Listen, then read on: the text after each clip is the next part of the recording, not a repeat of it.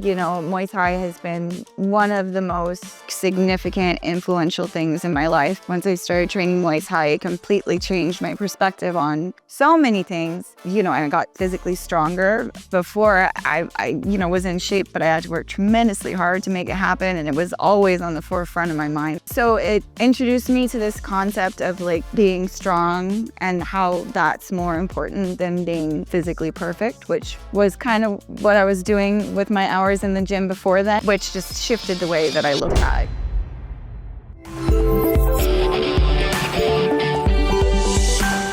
Swadee Kap. Welcome to this episode of the Pu'u Muay Thai Podcast. We're here at Pu'u Muay Thai Ventura with our lovely program director, Glory. Hi, everybody. Yes, so Glory is our program director at Pu'u Muay Thai. Started off as a student here. Was that 2017, 2016? Yeah, 2017, yeah. Damn. Long time, 8 years. A lot of gray hairs. You've seen my gray hair spelling throughout the years. I hide mine just right on. You look great, I like to say. So, going through, you started off as a student at Pu'u Muay Thai. Grew up in Oxnard, right? I'm from Oxnard, born and raised. Yeah, so of course you're doing combat sports. Yeah, I didn't see it coming, but it makes sense. That's definitely a big part of the culture in Oxnard. Yeah. 100%. You started training in Hawaii, right? I did, yeah. Yeah, where did you start training in Hawaii? So the first school I trained at is Legacy Muay Thai in Honolulu with Coach Ivan Flores. No experience whatsoever before I showed up there. I'd been thinking about it for months and finally pulled the trigger and showed up and fell in love right away. What was that moment for you to get in, where I'm gonna go? Because what was that thing that got you to show up that day? Yeah, honestly, it's tough to say. I don't really remember that moment. I remember in general what it was that made it a priority for me. I think it had always been something that I had wanted to learn, just to be a well-rounded person. I feel just a life skill that you need to navigate the world, You're right. And I didn't know how to do that yet. So I was like, this is something I need to do. But then I think just my life situation and my living situation felt kind of unsafe at the time. And I just had this thought that if I could learn how to fight, I would feel safer in general, Yeah. So I think that was probably the major catalyst. And then I had some friends that were getting into it, and In Honolulu? Here in California. Yeah, high school friends, my main friend group in high school, and just the attitude there in general is anything the boys are doing, I want to be doing as well. So I heard they were training, and so I decided to do it myself. Awesome. And then you came back over here to Oxnard or in Ventura, right? Yes. So, and that's when you started training with us. I remember I trained a little bit in Hawaii. I remember when you started. Yeah. I don't remember day one, but I remember when you started. Because that was over a decade, or it's close to a decade ago. A lot has happened since then too. Jesus. Yeah, so much with the world, with Muay Thai, personalized, all that. A lot of growth. Yes. For better or worse. Yeah, for sure. For sure. I think mostly for better. Yeah. The overarching. There have been some things that needed to be edited from, our processes and the academy in general. Some things, some people, But I mean, that goes with anything with whenever you deal with customer service, you deal with general public. There's always there's one thing that I learned is just because somebody trains martial arts doesn't make them a good person. Oh, absolutely not. Yeah. So a lot of people get that sense, and they put people up on a pedestal too. For me, I'm by no means perfect. I've been through shit. I went through a nasty divorce that all of a sudden everybody made very public within our academy at the time. Yeah. Right. So it was it's come on, man. What happened with all that too is you learn a lot about people. Sure. It's people skills at the end of the day, right? Fast forwarding from that, we're out of COVID. Yes. I know you're an entrepreneur, solopreneur. I remember you were doing some couch covers. You were doing makeup, photography. You're a fucking hustler. Yeah, I was. Yeah. So right before COVID happened, I left my position at the front desk here at the academy to go start my freelance creatives adventure, right? So started working as a photographer for car dealerships in the area. I remember seeing your videos from inside the car, like it was like raining or something like that. Yeah. Yeah, it was a great opportunity to film talking heads for sure. Yeah. But yeah, so I started doing that. And then AB45 hit, right? I was a independent contractor. And January 1st, 2020, and because that industry didn't have lobbyists, yeah, and just like health and fitness didn't have a lobby group, which martial arts falls under, so we got the shaft, and the people that it was supposed to affect lobbied and actually weren't really affected. It was like Uber, Lyft, all that stuff. Yeah. So yeah, that didn't work out well for me. It was not a good deal. They offered me like an actual position, but it wasn't a good deal. So I left that, and with COVID going on, the other creative work that I did, makeup, wasn't really a possibility, right? Because like you're with people, yeah, you can't be around here. Yeah. So this was like, if we were this close, like I was talking to you, like people would come in and yell at you. Yeah, you're up there. Yeah. But yeah, so I decided to, and also doing the car dealership job, I was listening to podcasts and books on tape constantly, right? Yeah. It's very boring taking pictures of 200 cars in a day. So I learned about drop shipping, and I started a slipcover business. Yeah. So things happen since, and that's not really something I'm putting a whole lot of time and energy into. Well, that whole industry changed. Yeah, it changed like right after you got into that. I remember seeing like the flip on that. I was like, for everybody, it was like, ugh. Yeah. For those that don't know, drop shipping, it was like a big boom. And what it is for anybody that doesn't know, is somebody holds the product or makes the product. You have somebody in between that sells it, markets it, puts it out there. Those people ship it and fulfill it as if it's that middle person. So that whole industry changed, especially now with tariffs, and a lot of stuff was made in countries that have been, China, that have been heavily tariffed and stuff too. Yeah, I was definitely doing the Alibaba thing, which was it was super cool. Like, I had the patterns made, I had to have them manufactured. I'm haggling with these guys. It was just really interesting during COVID too, because I bought this young man in China that's like my connection to that factory. And I'm having, chatting with him about getting these slipcovers made, but he's also telling me about like the world over there during that time. Oh yeah, they were kidnapping people who were like proof positive and stuff, pulling in the vans. Yeah, it sounded pretty gnarly, but so that was a fun adventure, and I'm a dabbler. I got a few things going on and a few different always spinning plates, right? Yes, definitely. I think that goes with like some people, the way we were talking about this the other day, like you're always trying to climb that next mountain. You don't want to get caught slipping, right? Yeah. You think it's like a survival instinct? Like I know So yeah, that's really where it came from, because as a single mom, like a 9-to-5 really doesn't work. Even when my daughter was really young, I was working for MAC Cosmetics, and you would think that would be like a mom-friendly company to work for. No. But no. Like, you're working weekends, you're working holidays, you're working until 11 o'clock at night. And so I just realized, like, doing things the regular way is not going to work. So I went back to school and did my thing to get grants and scholarships and stuff, and started kind of educating myself with community college to start building these businesses. So taking classes that I could like immediately use, like digital photography, marketing, stuff like that. And yeah, it was just a matter of trying to figure out how to feed my kids. Yeah. And so because it's a survival thing, 100%. Yeah. And I'll just say this, like for anybody out there, Lori never harps on the fact that she's a single mom and goes on it. There's a lot of people like you hear a lot. So we were talking about entitlement, right? Yeah. It's a form of entitlement. Not hey, my mom was essentially a single mom growing up, like hard work, always working 3 jobs, doing everything all the time. Like I get it, it's a hard thing. And we have some other single moms that work for us in our company too. Yeah. Like sure do. We kind of just connected that dot, like, oh wait. But going into that, when you went through these businesses. I know you still do some of them, right? You still do photography. Yeah, I do. Yeah. I still do some portrait work. Where can people find that at? I have a website, glorymunoz.com, pretty straightforward.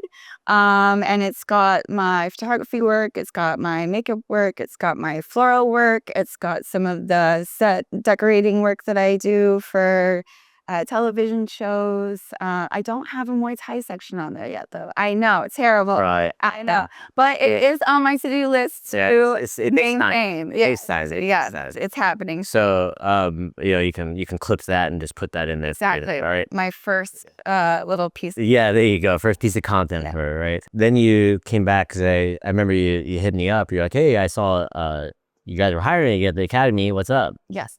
And I was like, let's talk.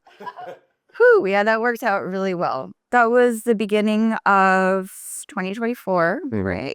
So okay. Yeah. It was like February, March. Mm-hmm. So I just moved back to California from Kauai, where I'd been living on a farm. Yeah. So tell me about this farm thing. I saw some of it, and I seen some of your stuff. You were living like in a shack. You're living like was it a bus?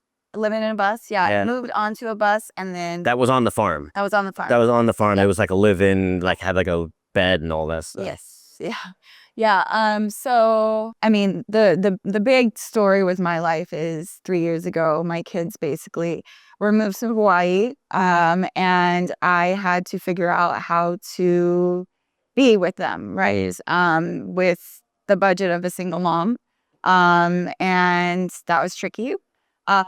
But a friend of mine found a farm on Kauai that was looking for farmers that offered a bus or a tiny house to live on. And having no farming experience, not even a lick of it on my resume, I decided to apply. Never been to, I'd had a layover on Kauai once, but never left the airport.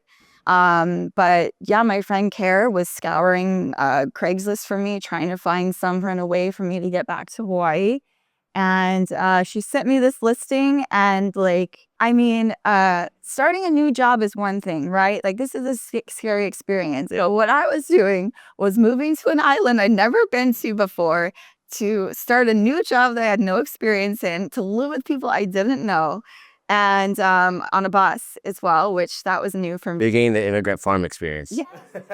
Honestly, I think all the time, I'm people come here and don't speak English. And they don't know the people. Businesses, they know nobody, and they make it happen. So whenever I'm like, this is tough, how am I going to do this? I'm like, it can be done. People do it, You met our student, Kevin? Kevin, yeah. He's great. He's living the American dream. You know that? No, I've seen his family. I'll give everybody here the TLDR version. He said he moved here 12 years ago, from India. Okay. To better his education. He did basically ate shit for 7 years, and then he ended up losing his job during COVID. He was an engineer, and then he started flipping furniture. Really? He made 3/4 of his income as an engineer flipping furniture during COVID. Amazing. Bought his first house. He didn't know nothing about interest rates, and he bought the place. Wow. And he started businesses, and then he brought his whole family over here, and he had a kid recently. Yeah. I'm like, talking about living the American dream in 12 years. I'm like, you did that in 12 years? Man, it took me 26 years to start something, man. Exactly. Yeah. That engineer's mind, man. He figured it out. Yeah, I figured it out. But going back onto that, for you live on the farm, that same kind of thing, it's hard. It's not easy. Respect to people to do that. And then being away from my family too. I really do think about that a lot. How, there are families that dad has to go work away from home for months at a time, and that's just what needs to happen. Yeah, that's kind of what it felt like. Yeah. But aside from it being kind of scary in the beginning, I really feel like my healing started to happen on Kauai. It's just so peaceful there. There's almost nobody there. Yeah. There's some parts of the map, you check the population, is just a question mark. We're not sure. There's some people there. That's always. Yeah, probably some barefoot folks. We're not sure. But just beautiful, no noise pollution. Everyone is, cares about the land and works on the land, which is a whole life-changing thing, working in the soil and tending to the land and just learning about plants and kind of the timeline of everything. The seasons, how you guys are. And Well, yeah, that's like the old way of living in Hawaii too. yeah, for sure. For those that don't know, Hawaii was completely self-sustainable before it was taken over, essentially. That people there still have a grasp on that way of life, which I think almost everywhere else it's been lost, and like when you work with plants, and like you start to notice that so many of the like terms that we use come from that, like nip it in the bud, like slim chickens, like I like these are things that I say, and like until I was on the farm and I was like, man, we got slim pickings today, like you don't realize that that's actually what it comes from. Yeah, from farming. Yeah, but like just so much about the way plants die and grow, and like with soil, like if it has to have like a organic element to it, otherwise it doesn't grow, which that basically means needs some rotten stuff in there. But yeah, so that was an amazing experience. They asked me to run the farm a few months in, which was cool considering I showed up with know-how. Yeah. And now I know how to grow all kinds of stuff. Yeah. Which is cool. It's a valuable skill to have. Yeah, I'm ready. Yeah. I'm ready. You're ready to bug out, you can go move somewhere, start planting stuff, grow. Yeah.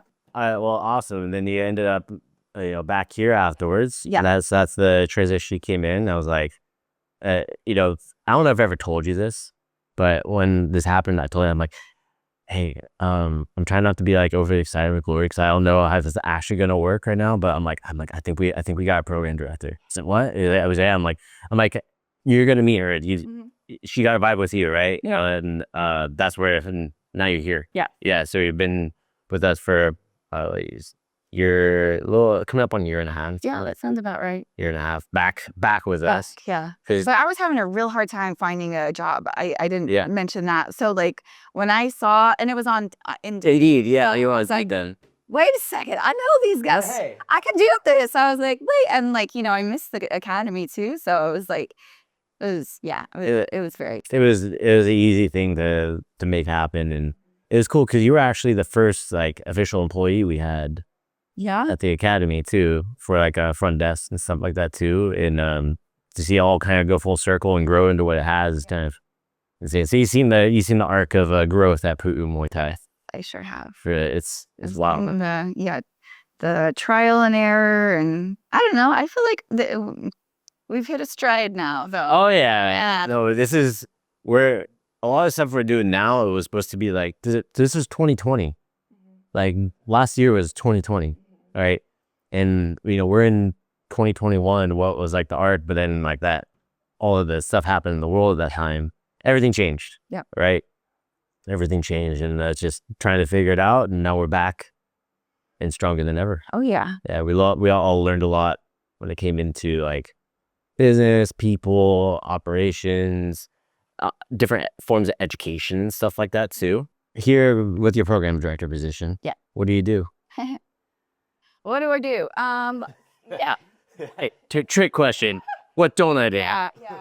I mean, although I will say, like, I always talk about how different running the academy is today compared to working front desk in 2017 when we had paper contracts and paper attendance cards and like no April, and we did all of our like calls. Yes. Yeah. But like now, like everything is, we have this amazing team that helps keep everything running. So, I mean, we do a lot of different stuff, but we also have great support. But I would say I try to make sure everything at the academy is running smoothly. I'm an advocate for the students and the coaches and staff. So I'm here to see that they're growing and that, that the relationship is healthy and that we're doing everything we can to make that better. I pay attention to classes and schedule and attendance, and look for ways that we can, maybe grow our programs that way. I help communicate with the staff and make sure they understand everything that we do around here and make sure they can communicate that with the students. And I mean, we've got so much going on these days with Eat, Sleep, Teep and our events that we're doing. Yeah, we have like, for those that don't know, it's like we have like a whole internal marketing thing just for our students that we have to do. It's like otherwise the message doesn't get out because we have the external stuff that we do, external marketing, internal marketing. We have events that we're a part of, events that we're hosting, and there's just a lot that need added in podcasts like that we're talking on right now, YouTube and everything. It's just there's a lot, but to go from there, like when you were starting front desk, you start on paper and everything to now, you're really like the academy. You're the person that facilitates the academy experience and makes sure everybody's getting out of it what they need to be doing and what they should be getting, like from the coach side, from the customer service side, and the events. And we all talk a lot, even when you're gone. Yeah. Well, no, I mean, like we're all always in constant communication. Oh yeah, too. Right? Yeah, that's been a new thing. So it's like the way that came about too. There was a book. I forget what it was called, but it was I have to look up what the book is, but it had a grading system for your team and what their strengths are. Oh, interesting. And it had a series of questions you go through, and it's like if you are below a 5 on any of these things, you need to improve it now. One of those things, our communication was at a 2. And I was like, yeah, that's not good. So the highest you can have is like a 7. Oh boy. So it's saying like if you're below a 5, then you need to be at a 5. Yeah. Right. Yeah. So I was like, oh, communication, got it. Yeah. And that's like always and something I've learned. You probably know this too. Every business, no matter big or small, there's different varying things of communication. Where they're like some of them, they have smaller degrees of communication issues. Some have wider ranges, right? Typically, smaller businesses have wider ranges of communication issues. Bigger companies like Mac and other ones, I worked for Target, I've worked for a big wine cellar and stuff like that. Their communication gaps, they would have them, but they'd be smaller things. That makes sense. It's like, hey, the cash drawer didn't get counted out last night. Yep. Or hey, the money drop didn't have a note on it that is that. Yep. Like these kinds of things. Whereas like for stuff for us, it's like, hey, so who was supposed to cover class today? Yeah. Right? And are they on their way right now? Because that's a bigger communication gap than, hey, you forgot to write a note on the cash drawer. Yeah, that's a big one. So you're the person that kind of been helping with those processes, and we have some more people helping out with that now too. Yeah. What do you like about working here? Well, I mean, it's pretty great that I look forward to coming to work every day. Like truly, like I know you. I'm like sometimes I'm like, yeah, like chill, go home. Oh yeah. Yeah. But yeah, so I mean, sometimes I'll show up to work and it's like, like, whew, like we're good now. Yeah. But I mean, for one, like, Muay Thai has been one of the most like significant, influential things in my life. Once I started training Muay Thai, it completely changed my perspective on so many things.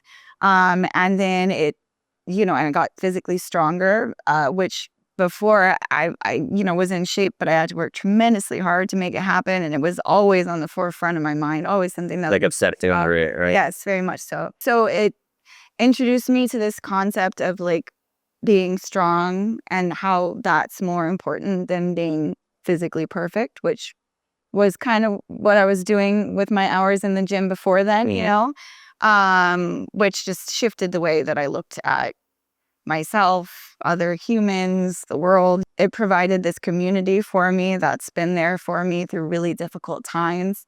And I will say too, like here at Pu'u, like I've trained at other facilities, I've trained other martial arts, and like there's something special about this place. Like when we give new student tours, I always talk about how amazing our students are, and like what I usually say is like we don't have a bad egg like among us. Like they don't last.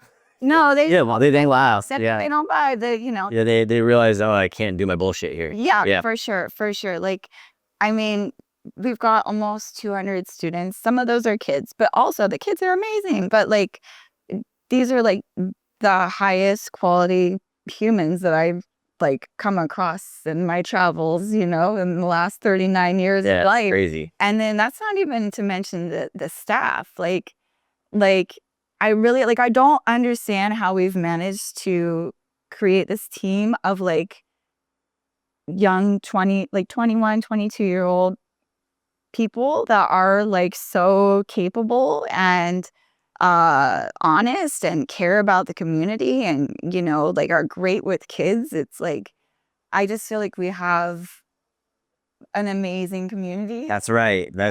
Yeah. We do. Because I think, part of it comes from that martial arts culture, and it took time to develop staff a lot of the times, because a lot of it was developed from within. Yeah. Right. It's like, Cred wasn't developed within, but he's also cut from the same cloth as me. Yes. With The Kunakui, lineage, yeah. right? Which, funny enough, going back on the Hawaii thing, did you know that he got his green card by becoming an orchid farmer on Honolulu, or on Oahu, I did not know that. just outside of Honolulu? So he was over there. I feel like at some point I did hear about the Kunakui Hawaii. There was something there, but Yeah.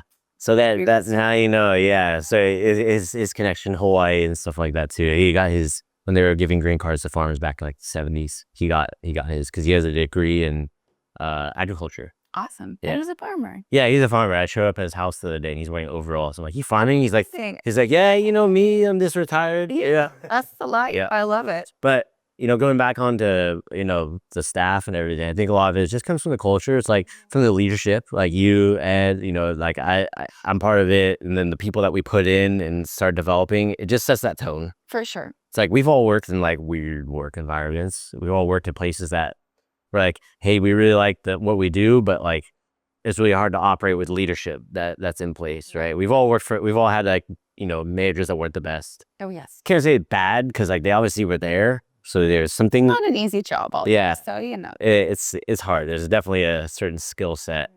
And I feel like all of us are in that growth mindset, like to figure out how we can improve. It's like, I try to be candid as possible. Like, yeah. something's coming up, and it's like if I mess up, I expect the same, and I'm like, oh crap, yeah, my bad, yeah, I messed up, because we're human. For sure. Which I think goes back to that communication piece too. It's like I feel like I've learned so much about relationships working here as well. Like, and in romantic relationships, family relationships, like there's going to be tense moments. You're going to hurt people's feelings.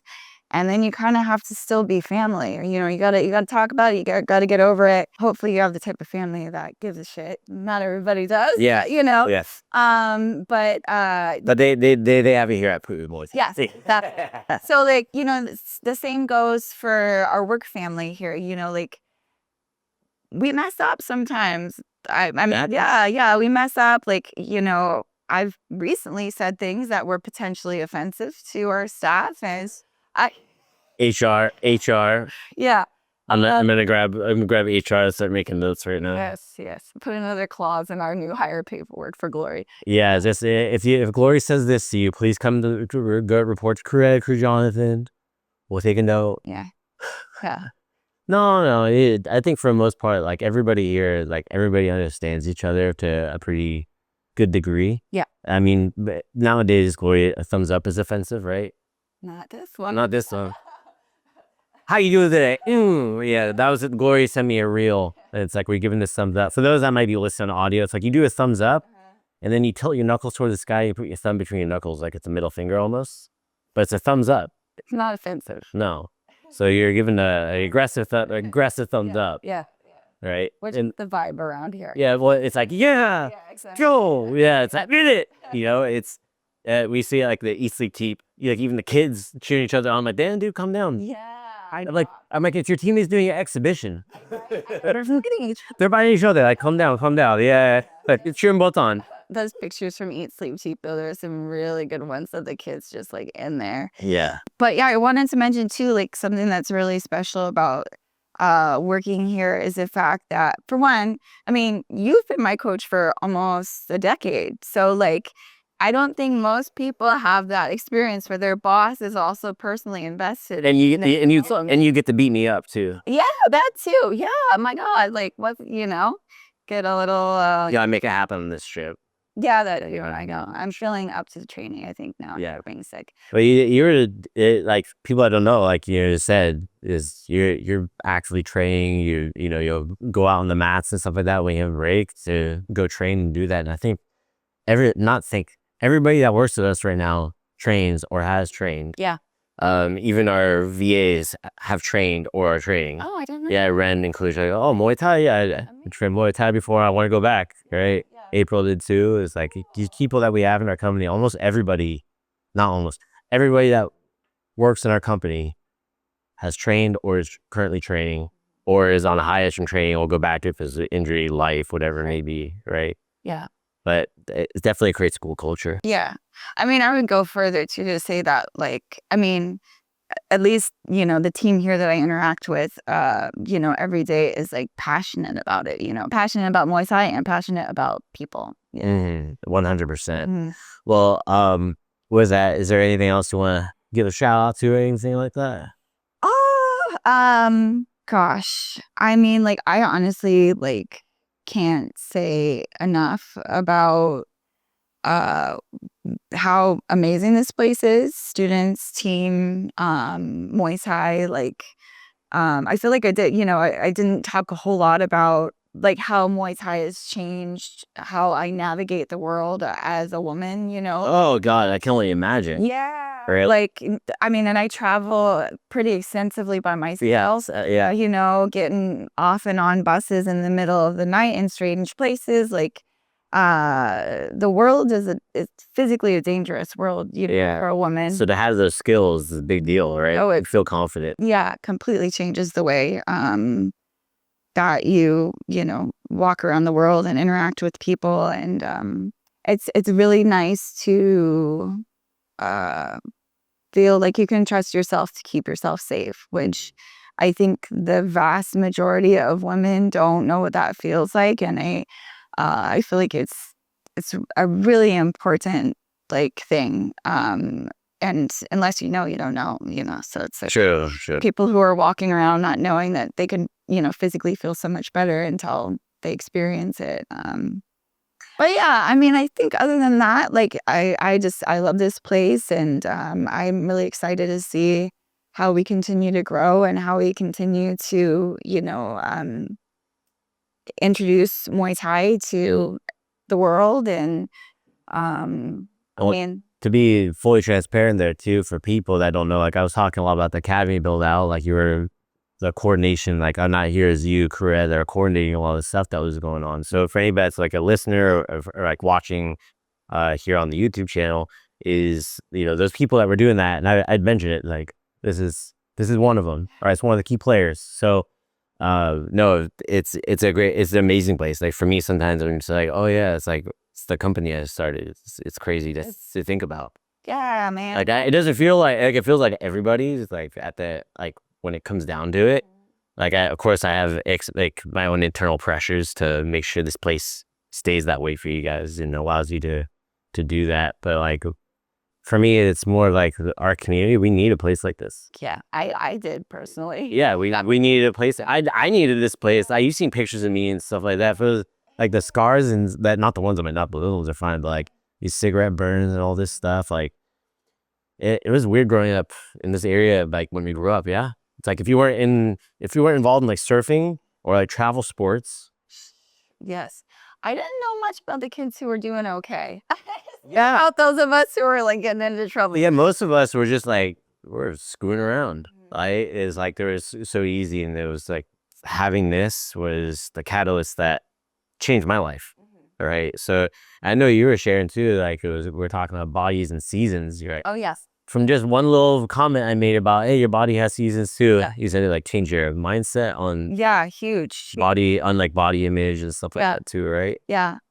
Yeah, I mean, I don't know a woman who isn't to some extent like obsessed with the way that they look, and either in a positive or a negative way.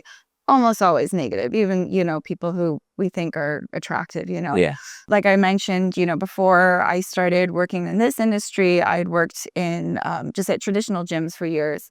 And was So you're working at what? Was it Total Woman or something? Total Woman. Yeah. And then when Dave and Molly sold that, it turned into Le Mirage. And then, so I was managing that gym at 20 years old. I had no clue how to do it. I literally told the owners, I was like, I don't know how to do this. Please don't give me this job. Yeah. But they had nobody else. They need somebody. Yeah. So, but yeah, I mean, eating almost nothing. counting calories, working out twice a day, and like never feeling like I was where I wanted to be. And then, being introduced to Muay Thai, like starting to like admire women that I saw being powerful rather than, being physically perfect. But so I think, the beginning of kind of letting go of that like obsession was just becoming interested in Muay Thai and wanting to get better at that above like wanting to look a certain way. And then, I started competing in jiu-jitsu after I started training jiu-jitsu as well, and got really lean and had abs. And I posted a picture, and Crew Jonathan, gave me the thumbs up for the hard work, but also mentioned that bodies have seasons, which this is before I started getting into farming too. So it's now very, very much makes sense. But